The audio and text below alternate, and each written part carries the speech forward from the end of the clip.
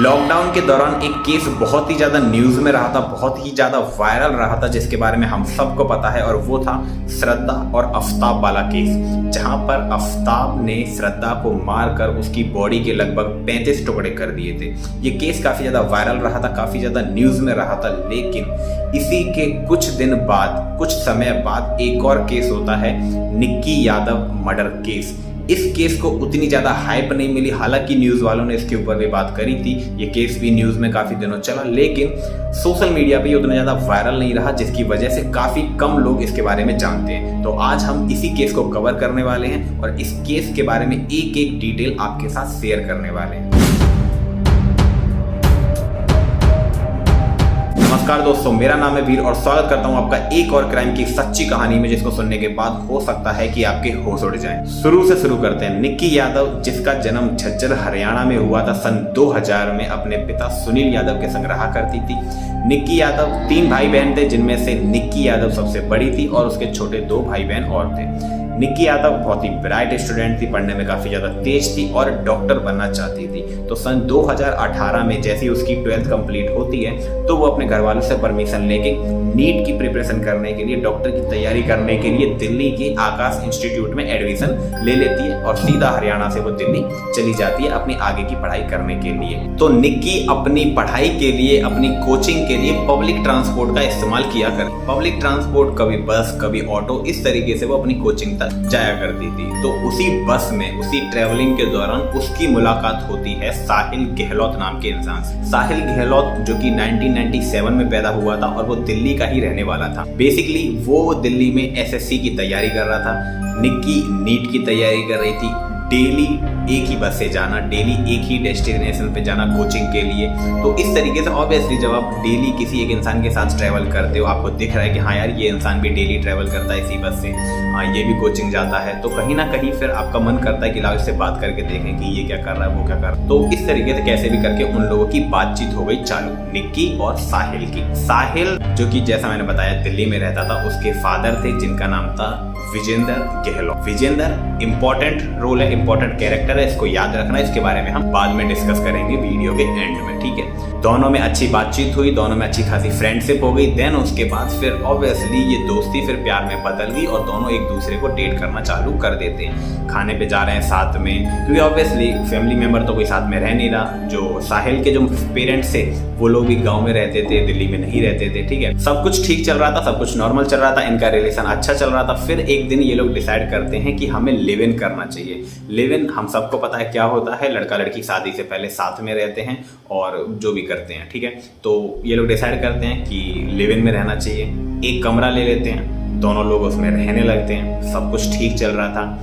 लेकिन तभी 2022 के दौरान, यानी कि 2020 के दौरान ऑलमोस्ट आपका लॉकडाउन लग चुका था। 2019 के एंड से ही शुरुआत हो गई थी लॉकडाउन लगने की, लेकिन 2020 में एकदम अच्छा खासा लॉकडाउन लग गया था, ठीक है। अब लॉकडाउन लग गया तो ये लोग लॉकडाउन में भी रह रहे थे, साथ में रह रहे थे, ठीक है। लेकिन फिर जो निक्की के पापा थे सुनील यादव, उनको कहीं ना कहीं फिर मतलब लगा कि यार बच्ची को अब घर पे बुला लेना चाहिए, क्योंकि ऑब्वियसली कोई कहीं जा नहीं पा रहा है, काफ़ी ज़्यादा परेशानी हो रही है, राशन वगैरह काफ़ी चीज़ें प्रॉब्लम होती हैं ऐसे टाइम पर। तो उन्होंने सोचा कि क्यों ना हमें निक्की को घर पे बुला लेना चाहिए। तो वो निक्की को कॉल करते हैं और उसको बोलते हैं कि बेटा अब तुम घर पे आ जाओ, क्योंकि अभी पढ़ाई वढ़ाई भी चल नहीं रही है, जो भी तुम्हें तैयारी वगैरह करनी है तुम अपने घर से ही कर लेना।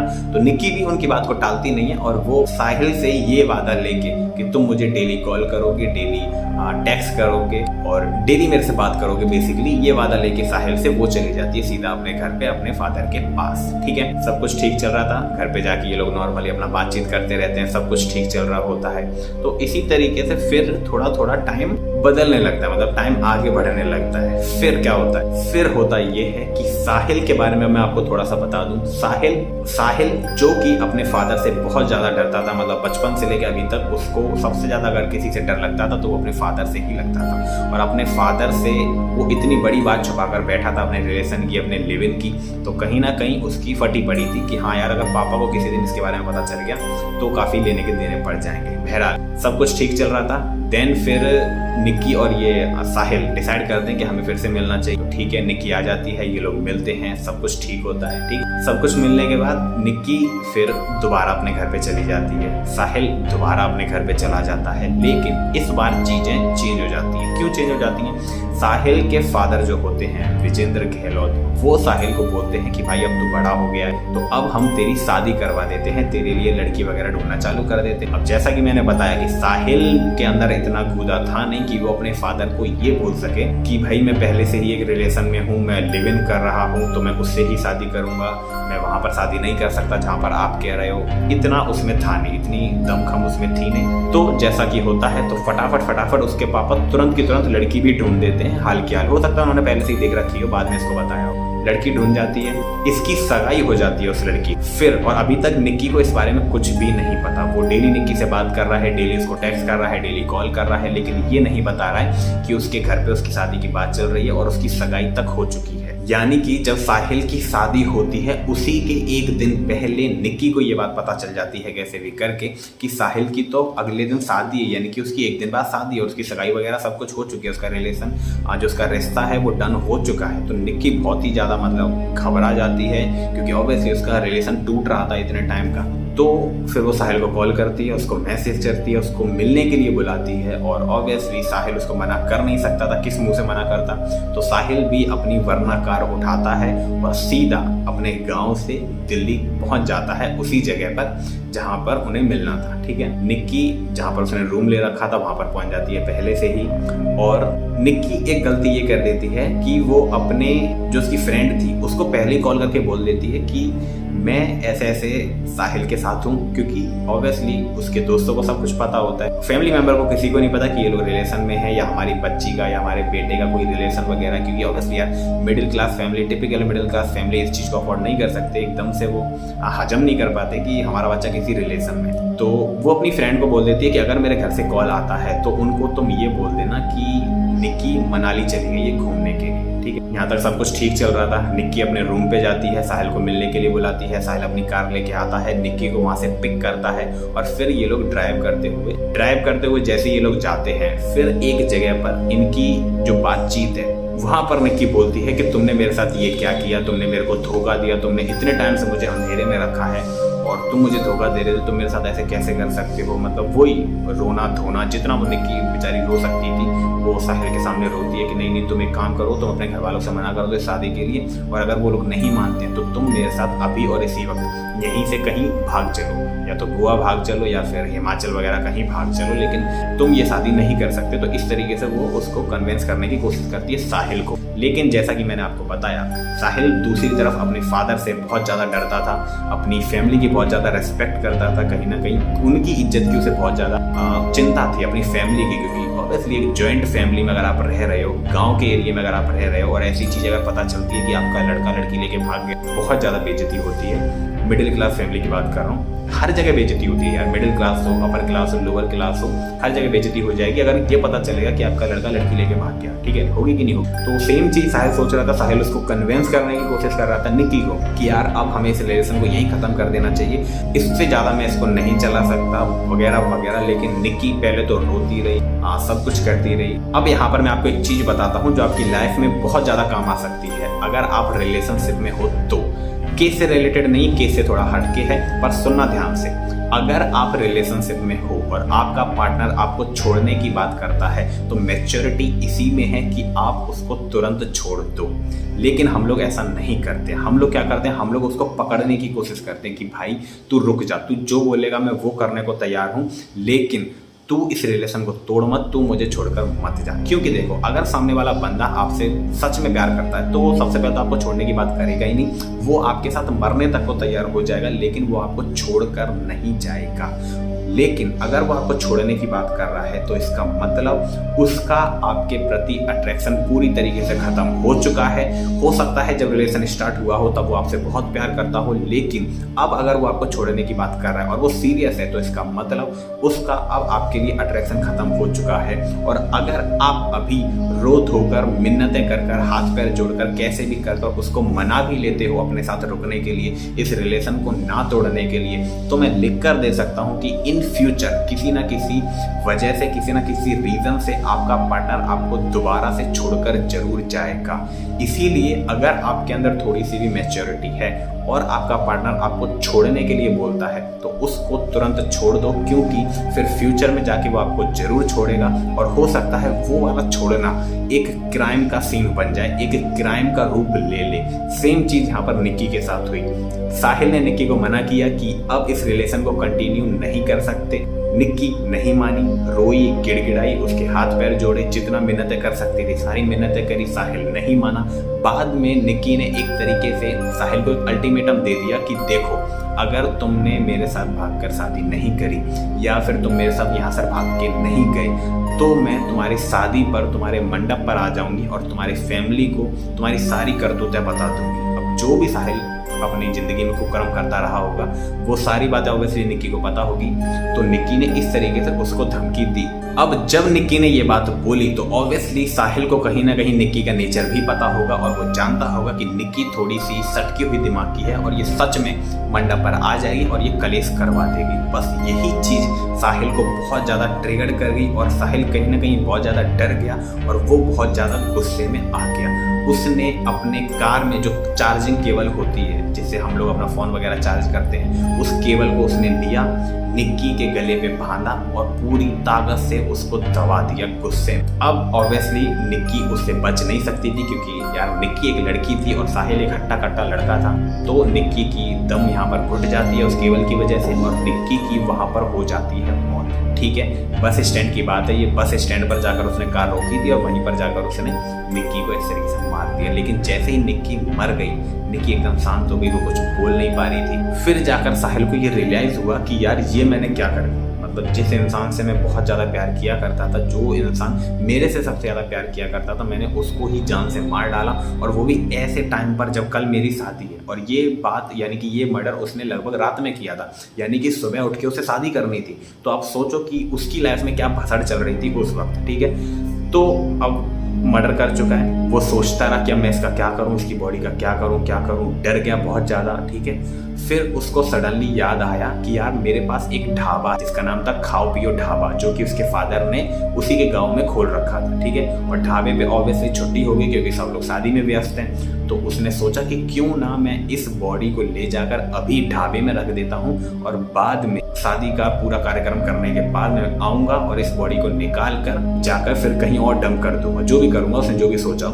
लेकिन साहिल यही करता है, वो कार ले जाता है, कार के डिग्गी में नहीं डालता है, वो निक्की को फ्रंट सीट पर ही सीधा सीधा बैठा देता है ताकि सामने वाले को ये लगे कि सामने वाला इंसान सो रहा है। ठीक है, तो इस तरीके से वो अपनी कार को ले जाता है सीधा अपने ढाबे में और ढाबे का जो एक ब्लू कलर का फ्रिज था वो उसकी बॉडी को उस फ्रिज में घुसेड़ना चालू कर देता है। लेकिन ऑब्वियसली यार फ्रिज इतना बड़ा नहीं था, तो अब ये क्या कर, फिर ये इंसान निक्की की बॉडी के 2 टुकड़े कर देता है। आप समझ रहे हो, जिस इंसान से ये इतना ज्यादा प्यार करता था, जिस इंसान के लिए इसने जीने मरने की कसमें खाई थी, जिसके साथ इसने उस इंसान की बॉडी के 2 टुकड़े कर दिए और उसको उठा के फ्रिज में भर दी। कितनी ज्यादा मतलब डिस्गस्टिंग है आज की जनरेशन, कितनी ज़्यादा मतलब गिर चुकी है। तो खैर जो भी है, उसने निक्की के बॉडी के 2 पार्ट किए, फ्रिज में भर दिया और तुरंत उसी वक्त सुबह चला गया अपने घर पे, जाकर इसने शादी करी, सब कुछ क्लियर है। अब यहाँ पर दूसरी तरफ क्या हो रहा है, निक्की जब भी घर से बाहर रहती थी वो हर रोज डेली शाम को अपने घर पर कॉल किया कर, लेकिन 2 दिन से निक्की का कॉल बंद आ रहा है। निक्की ने कोई कॉल नहीं किया घर पे, तो ऑब्वियसली उसके पापा परेशान हो गए, पापा को चिंता हुई उसकी। तो उसके पापा ने ऑब्वियसली उसके दोस्त को कॉल किया और दोस्त को निक्की पहले ही बोल चुकी थी कि मेरे पापा का अगर कॉल आए तो उनको बोल देना कि मैं मनाली गई हूँ। तो उसने बोल दिया कि अंकल जी वो तो मनाली घूमने के लिए चली गई है। तो उसके फादर ने सोचा कि चलो ठीक है कोई बात नहीं, घूमने गई है, 2-3 दिन में आ जाएगी, वहाँ पर नेटवर्क नहीं आ रहेंगे तो शायद इस वजह से वो कॉल नहीं कर पा रही है। उसके पापा ने इंतजार करना चालू कर दिया, 1 दिन इंतजार किया, 2 दिन इंतजार किया, 3 दिन इंतजार किया। चौथे दिन क्या होता है, चौथे दिन कहीं से कैसे भी करके पुलिस को एक टिप मिलती है कि साहिल नाम के एक लड़के ने निक्की यादव नाम की एक लड़की का मर्डर कर दिया है और उसने उसकी बॉडी को अपने ढाबे में छुपा रखा है। इस तरीके की टिप पुलिस वालों को मिलती है कहीं से भी। अब पुलिस वाले क्या करते हैं, पहले तो पुलिस वालों को लगता है कि शायद कोई मजाक कर रहा है, बट अब टिप मिली है तो पुलिस वालों की जिम्मेदारी बनती है कि उस जगह जाके उस चीज़ को इन्वेस्टिगेट करना। पुलिस जाती है ढाबे पे, हर जगह वो सर्च करती है, उन्हें कहीं कुछ नहीं मिलता। सब कुछ सर्च करने के बाद सडनली फिर उनकी नज़र जाती है फ्रिज पर, जो नीले कलर का फ्रिज वहाँ पर रखा हुआ था, उस फ्रिज पर उनकी नज़र जाती है। और जैसे ही वो फ्रिज को खोलकर देखते हैं तो उन सब के हाथ पैर फूल जाते हैं और फिर उनको सब चीज़ें क्लियर हो जाती हैं कि हाँ भाई ये मर्डर साहिल ने ही किया है। और वो फिर साहिल को ढूंढने के लिए उसके घर पर जाते हैं। गांव वाले जैसे ही वो गांव वाले घर पर जाते हैं, गांव वाला घर बंद, घर पर कोई इंसान नहीं। तो पुलिस को लगा कि शायद साहिल भागने की कोशिश कर रहा है, लेकिन फिर पुलिस ने ढूंढने की कोशिश करी, इधर उधर से पूछा तो पता चला कि साहिल और उसका पूरा गांव, पास का ही एक गांव है, वहां पर एक मंदिर है, वहां पर गए हैं। क्योंकि ऑब्वियसली नई शादी हुई है तो नई बहू को लेके वो लोग वहां पर गए। पुलिस सीधा जाती है, उसको दबोचती है साहिल को और 2 कनपट्टी पे लगाती है और साहिल तोते की तरह सब कुछ उगलना चालू कर देता है। साहिल पुलिस वालों को सब कुछ बता देता है कि हम लोग रिलेशनशिप में थे, इस तरीके से ऐसी ऐसी बात हुई थी, जो भी घटना होती है वो सब कुछ बता देता है। पहले थोड़ा गुमराह करने की कोशिश करता है, लेकिन जब पुलिस का लट्ठ बोलता है तो फिर आप सामने वाला आदमी सच ही बोलता है, फिर वो सब कुछ सच सच बता देता है। एक जो सबसे बड़ी बात थी वो साहिल पुलिस वालों को नहीं बताता, जो कि सबसे ज्यादा इम्पोर्टेंट पार्ट थी इस केस का। एक्चुअल में जब पुलिस वाले निक्की के रूम की तलाशी लेते हैं तो निक्की के रूम से पुलिस वालों को एक फोटो मिलती है और वो फोटो कोई और फोटो नहीं होती, वो फोटो होती है जहां पर निक्की ने और साहिल ने लॉकडाउन के दौरान एक दूसरे से एक पास के ही मंदिर में शादी की थी। यानी कि साहिल ने अपनी गर्लफ्रेंड को नहीं मारा था, साहिल ने अपनी बीवी को मारा था। यानी कि ये लोग ऑलरेडी शादी कर चुके थे और शायद यही वो रीज़न था जिसकी वजह से निक्की इतना ज़्यादा साहिल के पीछे पड़ी थी, क्योंकि ऑब्वियसली वो लोग शादी कर चुके हैं। तो इस चीज़ को वो किस तरीके से मतलब झुठला दे कि यार तूने मेरे से शादी करी है तो तू किसी और से शादी कैसे कर सकता है। तो इसीलिए शायद यही वो रीज़न था जिसकी वजह से निक्की साहिल को छोड़ने को तैयार नहीं थी और वो इतना ज़्यादा उसके पीछे पड़ी हुई थी। अब ये चीज़ पूरी तरीके से चेंज हो गई। साहिल ये बात क्यों छुपा रहा था? क्योंकि ऑब्वियसली अगर कोई इंसान पहली बार में सब कुछ सच सच बता दे तो कोर्ट में जब उसकी पनिशमेंट तय करी जाती है तो पनिशमेंट में थोड़ी बहुत छूट मिल जाती है। तो इस तरीके से इसलिए उसने सब कुछ पहले ही सच सच बता दी। लेकिन जैसे ही पता चला कि उसने अपनी बीवी का कत्ल, तो ये चीज़ बहुत ही ज़्यादा मतलब गंदी हो गई और बहुत ही ज़्यादा अलग हो गई। तो अब उसके पास जितने उसके ऊपर चार्ज लगने थे वो डबल हो गए एक तरीके से, ठीक है। लेकिन चीज़ें यहीं पर ख़त्म नहीं होती। जब पूरी सच्चाई साहिल दोबारा से पुलिस को बताता है और इस बार वो बिल्कुल सच बोलता है क्योंकि वो फोटो मिल चुकी है, और इस वक्त वो बताता है कि जब उसने निक्की का मर्डर किया, निक्की का गला दबाकर उसका मर्डर कर दिया, वो बहुत ज़्यादा घबरा गया था, उसको कुछ भी समझ नहीं आ रहा था कि अब मैं क्या करूं। फिर वो सीधा कॉल करता है किसको? विजेंद्र गहलोत को, यानी कि अपने पापा को। पूरी बात डरते डरते अपने पापा को बता देता है कि पापा मेरी ऐसे ऐसे गर्लफ्रेंड थी, वो मेरे से यहाँ पर मिलने आए और गलती से मैंने उसका मर्डर कर दी। अब ऑब्वियसली अगर बाप कितना भी ज़्यादा निर्दयी हो, कैसा भी हो, अगर उसका बच्चे पर अगर कोई बात आएगी तो बाप पूरी कोशिश करेगा कि वो उस बात को दबा दे, है ना, उसके बच्चे पे कोई आंच ना आ पाए। हरामी बाप था बट बाप था। बाप ने क्या किया, विजेंद्र गहलोत ने क्या किया, उसको बोला कि तू एक काम कर, उसकी बॉडी को लेके ढाबे पे आ जा। यानी कि ये पूरा का पूरा जो आइडिया था वो उसके बाप का ही था, साहिल का इसमें कोई लेना देना नहीं था। फिर वो क्या करता है, फिर वो 5 और लोगों को लेकर जाता है उसका बाप गांव से, उसी के कजन वगैरह थे, उसके दोस्त यार वगैरह थे, उन लोगों को ले जाकर ढाबे पर पहुंचता है। निक्की की बॉडी साहिल लेकर आता है। फिर ये लोग अपने हाथों से निक्की की बॉडी के 2 टुकड़े करते हैं और उस फ्रिज में भर देते हैं और ये सोचते हैं कि जैसे ही शादी कंप्लीट हो जाएगी, क्योंकि सुबह शादी थी, जैसे ही शादी कंप्लीट हो जाएगी फिर हम इसकी बॉडी को ठिकाने लगा देंगे। लेकिन उससे पहले ही ऑब्वियसली उसकी बॉडी पकड़ी गई, उनकी पूरी सबकी चोरी पकड़ी गई। बाद में इन 5 लोगों को अरेस्ट कर लिया गया जो भी इस केस में शामिल थे। साहिल को भी अरेस्ट कर लिया गया और फिलहाल ये सब जेल में है और इनके ऊपर जो भी कार्रवाई वगैरह चल रही है वो चल रही है। अभी फुल इसकी वो नहीं आई है कि इनको कितने साल की जेल होगी, फांसी होगी, क्या होगा। बट हाँ, बाद में जब न्यूज़ वालों ने, मतलब जो मीडिया वालों ने निक्की के फादर का इंटरव्यू लिया, यानी कि सुनील यादव का इंटरव्यू लिया, तो सुनील यादव ने बताया कि जैसे ही इनको पुलिस वालों को ये पूरे केस के बारे में पता चल गया तो जो साहिल गहलोत है उसके पापा का उनके पास कॉल आया था, निक्की के पापा के पास, और वो उससे बोलते हैं कि मेरे बच्चे से गलती हो गई, हो सके तो आप हमें माफ़ कर देना और इस तरीके से हमने आपकी बच्ची का मर्डर कर दिया है। जो सिचुएशन थी उन्होंने बता दी। क्योंकि देखो यहाँ पर हमें ये चीज देखनी है कि साहिल कोई क्रिमिनल फैमिली से बिलोंग नहीं करता। साहिल के जो फादर हैं, साहिल के जो फैमिली वाले हैं, वो भी कोई क्रिमिनल नहीं है। कोई ऐसा नहीं है कि कोई गुंडागर्दी वाले फैमिली हो जो इन सब चीजों को बहुत ही अच्छी तरीके से मतलब हैंडल कर सकते। ऐसा तो कोई था नहीं। वो तो सडनली उससे गुस्से में एक मर्डर हो गया, लेकिन फिर जो उसकी मर्डर करने के बाद जो इन्होंने किया वो बहुत ज़्यादा गलत किया, और उसी की वजह से जो भी इनकी पनिशमेंट होगी वो इंक्रीज होती चली जाएगी। रिलेशनशिप एक ऐसा टॉपिक बन चुका है आज के टाइम पर हमारे भारत के अंदर क्या ऑल ओवर वर्ल्ड के अंदर हर किसी को रिलेशन में आना है पहली चीज। उसके बाद हर किसी को अब लिव इन में भी आना है। बहुत से रिलेशन में कपल नहीं आते लिव इन में, बट रिलेशन आपका तभी सफल हो सकता है जब आपके अंदर इस बात का करेज हो, इस बात का गुदा हो कि आप अपने फैमिली वालों को बता सको अपने रिलेशन के बारे में। अगर आप अपने फैमिली वालों को बताने से डरते हो तो बेटर है कि आप रिलेशनशिप में ना ही आओ। अब यहाँ पर बहुत सारी चीजें हो सकती थी। साहिल अगर थोड़ी सी हिम्मत कर लेता और अपने फादर से जाके बात कर लेता, उनको पूरी बात बता देता कि पापा ऐसे ऐसे मेरी गर्लफ्रेंड है और मैं उससे शादी कर चुका हूँ, इसीलिए मैं अब ये शादी नहीं कर सकता, तो हो सकता है निक्की आज जिंदा होती और इन दोनों का रिलेशन भी ठीक ठाक चलता रहता। क्योंकि यार निक्की भी कोई ऐसा तो था नहीं कि बिल्कुल ही गरीब परिवार से हो। दूसरी कास्ट की जरूर थी, लेकिन ऑब्वियसली अच्छी लड़की थी, सुंदर लड़की थी, पढ़ाई में इंटेलिजेंट थी, सब कुछ ठीक ठाक था। बस थोड़ी सी हिम्मत की जरूरत थी। अगर साहिल थोड़ी सी हिम्मत दिखाता, अपने फादर से बात करता, हो सकता है उसके फादर मान जाते। और सबसे बड़ी बात, साहिल के फादर, निक्की के फादर, ये दोनों अगर आपस में बैठ के बात करते, अगर ये दोनों बच्चे अपने अपने घर पे बता देते और फिर ये दोनों आपस में बैठ के बात करते, तो शायद आज सीन कुछ और होता। निक्की आज बेचारी जिंदा होती, जो भी होता राजी बाजी से हो जाता और काफी चीजें सही हो सकती थी, जो कि बहुत ज्यादा गलत हो गई। अब यहाँ पर देखना आपकी कितनी सारी जिंदगियां बर्बाद हो गई सिर्फ हिम्मत ना दिखाने से।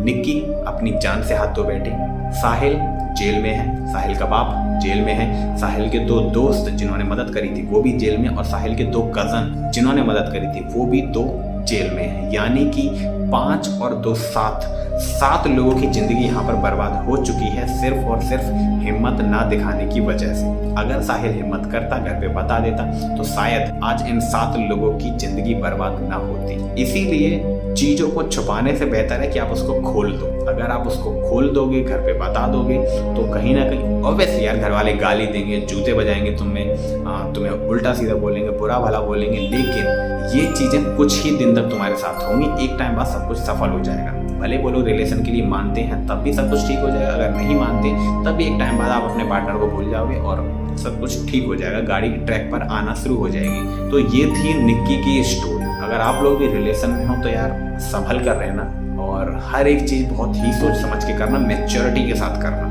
बाकी अगर आपको आज का वीडियो ठीक लगा हो, मेरा स्टोरी बताने का तरीका अच्छा लगा तो प्लीज़ इस वीडियो को लाइक कर देना, और अगर आपको क्राइम की स्टोरीज देखना पसंद है तो प्लीज़ इस चैनल को सब्सक्राइब कर लेना। मिलता हूँ आपसे अगली वीडियो में, तब तक के लिए स्टे सेफ, स्टे हेल्दी, जय हिंद।